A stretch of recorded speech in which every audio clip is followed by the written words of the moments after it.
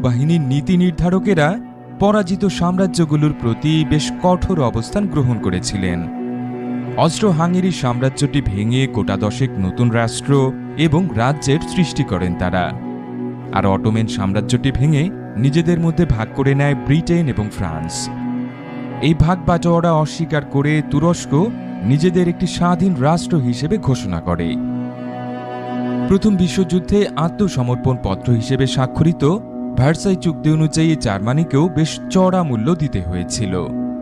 প্রথমত রাজ্যটির পশ্চিম সীমান্তবর্তী একাধিক এলাকার নিয়ন্ত্রণ ফ্রান্স এবং বেলজিয়ামের কাছে হস্তান্তর করা হয়। অন্যদিকে পূর্ব সীমান্তে বিশাল এলাকা নিয়ে পোল্যান্ড নামক নতুন একটি রাষ্ট্র গঠন করেন বিজয়ী জোটের সদস্যরা।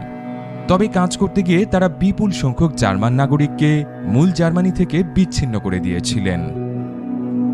তাছাড়া জার্মান সামরিক বাহিনীর উপরেও